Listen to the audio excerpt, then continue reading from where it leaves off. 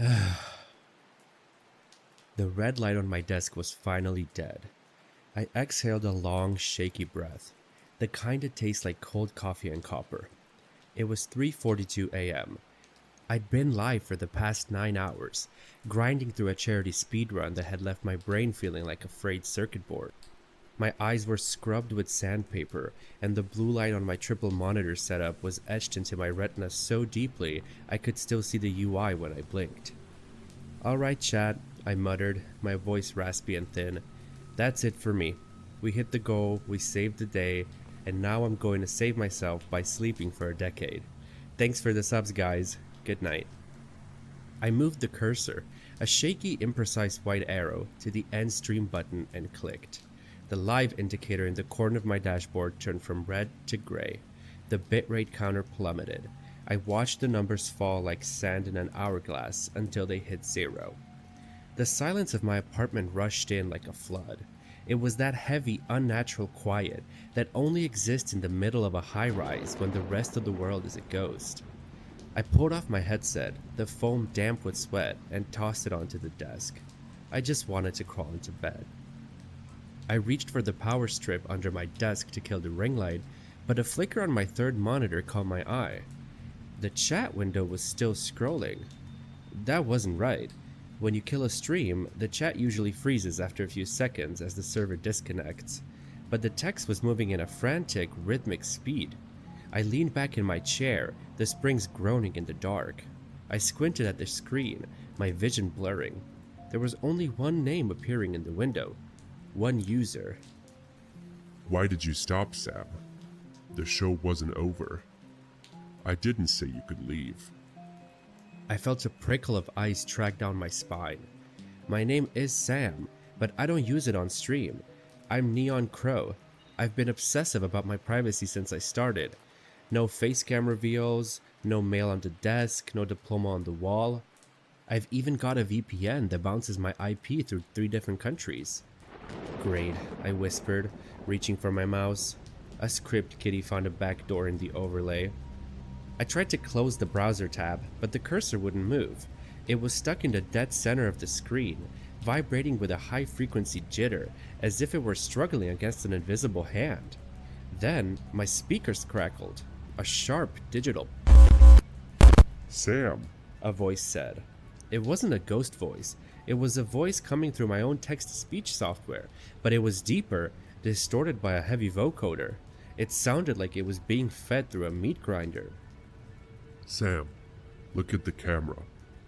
I looked at my webcam, perched atop the center monitor. The little blue active light was dark.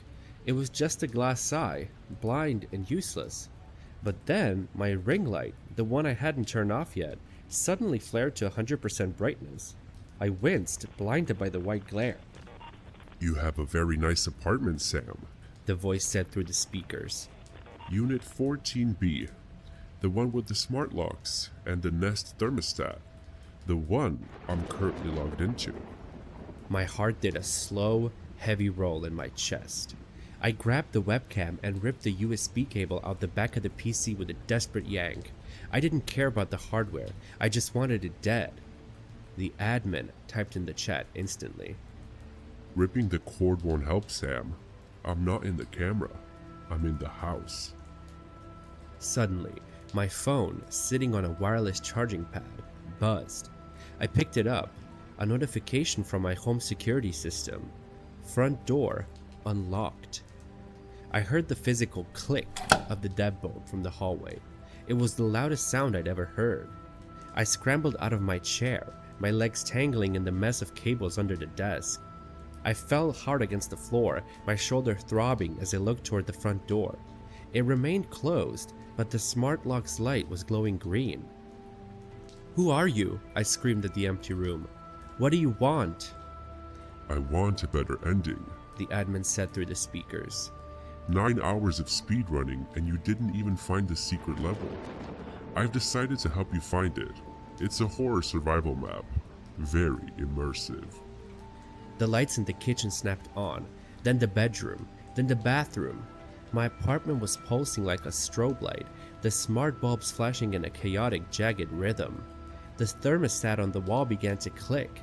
I looked at the digital display as I ran past it. 35 degrees Celsius, 37 degrees Celsius, 38 degrees Celsius. He was turning the apartment into an oven. I ran for the front door, my hand grabbing the lever. I pulled. It didn't budge. I fumbled with the manual deadbolt, twisting it to the locked position and back again, but the motor inside the door was fighting me, clicking back into the open position every time I moved it. Yet, the door itself felt like it was welded shut. The magnetic seals are a nice feature, aren't they? The admin laughed. The sound was a rhythmic, digital hacking. Industrial grade. In case of a fire, they default to locked to prevent backdraft, or in your case, to prevent an early exit. I backed away from the door, my chest heaving. The heat was already rising, the air growing thick and humid. I ran back to the PC, the only window to the person doing this to me. The chat window was filled with lines of code, my personal data.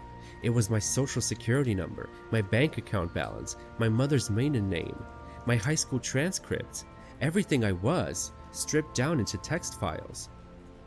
You think you're so private, Sam, but you're just a series of poorly guarded ports. You left your guest Wi-Fi password as your dog's name. Honestly, it was insulting how easy it was to get access. It's not about the money, the admin said, the voice now coming from my phone, my PC, and my smart fridge in a terrifying surround sound chorus. It's about the content. You have 22,000 followers, Sam. They're all wondering why the stream is still live, but the screen is black. They want to see you. They want to see what happens when Neon Crow stops flying. On my center monitor, a new window popped up. It was a live stream dashboard, but it wasn't mine. It was a private broadcast. The video showed me. I was hunched over the desk, illuminated by the flickering lights of the apartment. But the camera angle wasn't from the webcam I'd unplugged. It was from the smoke detector on the ceiling. It was from the lens of my microwave. It was from the tiny camera in the frame of my smart TV. He had eyes everywhere. Now, the admin said, and I heard the sound of a heavy bass drop, my own intro music, blasted at a volume that made the windows vibrate. The show is back on, and for the final act, we're going to see how long it takes for a smart home to become a furnace.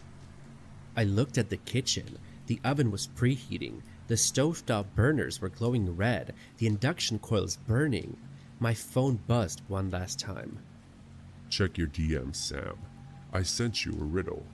If you solve it, I'll unlock one door. If you don't, well, I've always wondered if neon burns green. I looked at the screen. My reflection ghosted over the code of my own life. I wasn't a streamer anymore. I was a puppet, and the puppeteer was just getting started. The heat was no longer a suggestion. It was a physical weight, pressing against my lungs like a hot, damp wool blanket. I wiped the sweat from my eyes with the back of a trembling hand, my skin slick and stinging. The air in the living room was beginning to shimmer, the scent of baking dust and scorched electronics rising from the vents. I looked at my phone. The screen was almost too hot to touch. I tapped the DM notification, my thumb slipping on the glass. I live where the light dies. I hold the keys to the kingdom you built, but never owned. Break me, and you're free. Keep me, and you burn. 5 minutes until the sprinkler system, which I've conveniently filled with an accelerant, activates. Clock's ticking, Sam. You're lying, I croaked, my voice a dry rattle. The sprinklers are tied to a separate hardline. You can't reach them. Oh, Sam. The admin's voice sighed through the kitchen speakers, the sound modulated and mocking. You bought the Smart Shield 5000 fire suppression system last July. You wanted the insurance discount, remember? And it's networked, it's efficient, and right now, it's under my command. I've overridden the entire water pump and diverted the cleaning fluid from the building's maintenance tanks. It's 70% isopropyl alcohol. It'll be a beautiful blue flame. Very aesthetic for the stream. I looked at the ceiling. The small white plastic heads of the sprinklers looked like tiny unblinking eyes. If he was telling the truth, I wasn't in an oven anymore. I was in a bomb. I focused on the riddle. I live where the light dies. I looked at my setup. The triple monitors were glowing with that blinding clinical white. The ring light was a halo of fire. The lights in the apartment were still strobing, a chaotic dance of neon and shadows. Where does the light die? I turned back to the kitchen. The oven light was on. The microwave was glowing. The fridge door was open, its internal LED humming. Where the light dies, I whispered. I ran to the circuit breaker panel in the hallway closet. It was the only place in the apartment that stayed dark.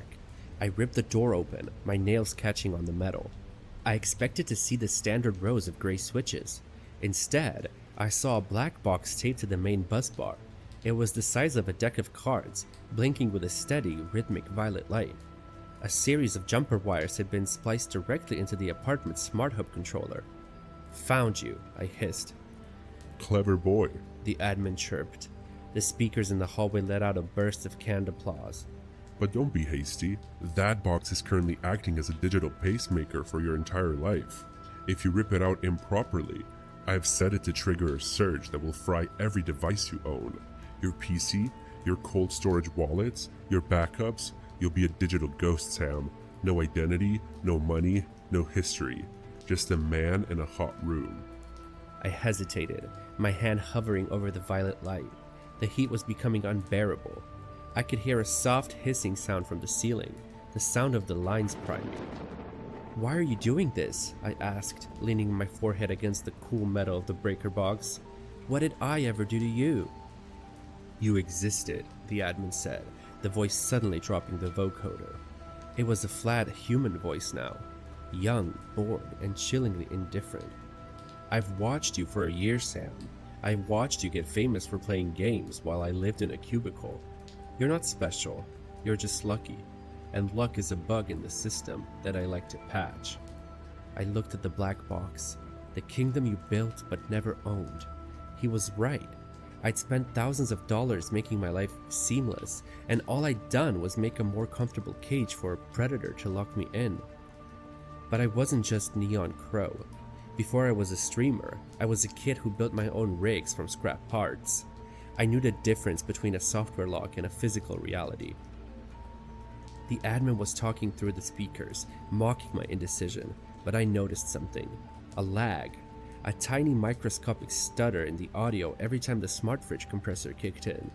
He wasn't in some distant country. He wasn't even across the city.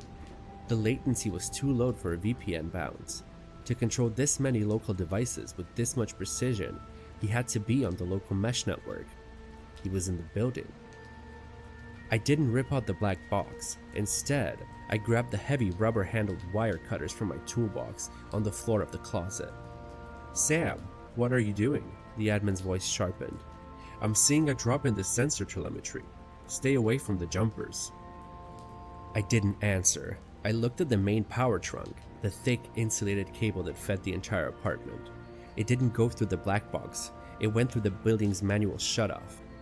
If I can't have root access, I muttered, nobody can. I didn't cut the jumpers. I didn't touch the box. I slammed the wire cutters into the gap behind the main breaker switch and wrenched it downward with every ounce of weight that I had. The spark was massive, a blue-white arc that threw me backward against the opposite wall. Everything went black.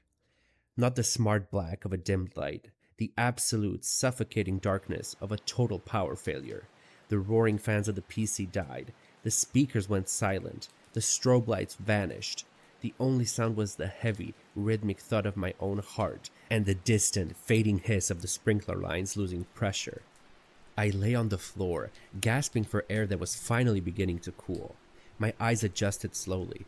The hallway was pitch black, but a thin sliver of light was visible under the front door, the emergency lights in the building's corridor. I crawled toward the door. I reached up and grabbed the manual deadbolt. Without the magnetic lock holding it shut, the lever turned with a satisfying mechanical clunk. I pushed the door open and tumbled into the hallway. The cool, conditioned air of the building felt like a miracle against my skin. I stood up, leaning against the wall, my legs shaking. I looked toward the elevators. a man was standing there. He was wearing a gray maintenance uniform, carrying a laptop bag. He was staring at his phone, his face illuminated by the blue light of the screen. He looked up at me, his eyes thick behind glasses. He didn't look like a monster. He looked like a guy who worked in IT. He looked at my open door, the scorched breaker box visible in the dark apartment, and then he looked back at me. "Sam," he whispered. He didn't have a vocoder now. It was the flat, bored voice from the speakers. He turned and bolted for the stairs.